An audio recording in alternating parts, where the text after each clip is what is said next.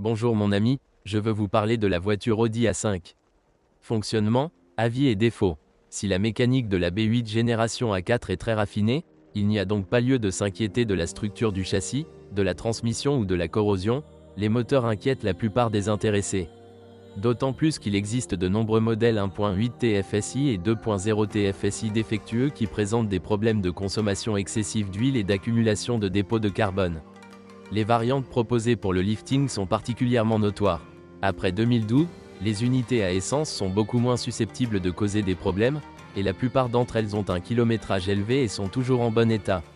Une unité moins risquée est le 3.0 TFSI, mais il faut prendre en compte le coût des réparations en cas de problème.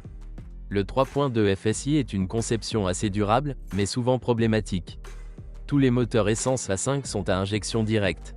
Parmi les diesels 2.0 TDI, vous pouvez choisir, selon l'année, entre l'ancienne variante PEA 189 et la nouvelle variante PEA 289. Tous sont équipés d'une injection Common Rail. Les versions plus jeunes sont considérées comme meilleures, même si les plus anciennes ont également un kilométrage élevé.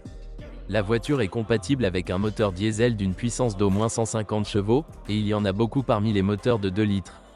Les moteurs diesel V6 fournissent plus de puissance. Dans les années 2007 à 2011, des modèles 2.7 TDI et 3.0 TDI étaient proposés, mais après le lifting, il ne restait que des modèles de 3 litres.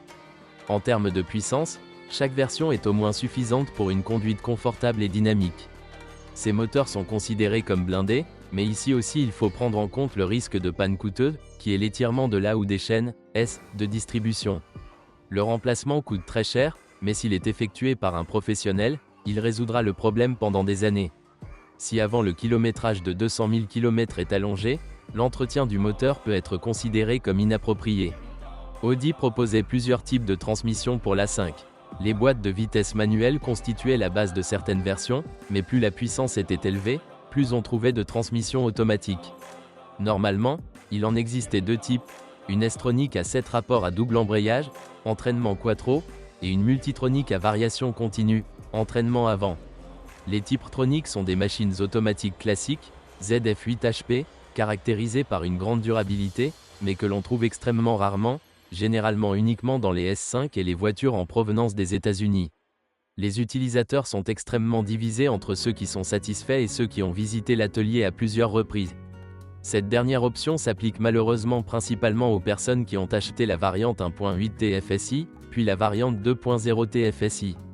De plus, sachez que les réparations de suspension multibras en aluminium coûtent des montants à 4 chiffres et non à 3 chiffres. Défaut typique de l'Audi A5 8T, consommation d'huile élevée dans les moteurs 1.8, 2.0 TFSI, des pannes coûteuses des transmissions multitroniques et S-troniques, problèmes multimédia. Ce qu'il faut rechercher, des voitures en version riche, de préférence V6 ou diesel, du premier propriétaire avec un historique documenté, une bonne chance pour un exemplaire bien conservé, de préférence après un lifting. Ce qu'il faut éviter, les variantes pré-facelift 1.8 et 2.0 TFSI et les variantes pré-facelift avec transmission S-tronique et multitronique. Merci de m'avoir écouté, n'oubliez pas de vous abonner à la chaîne et de noter ma vidéo. Si vous connaissez des problèmes avec cette voiture que je n'ai pas mentionné, assurez-vous de les écrire dans les commentaires.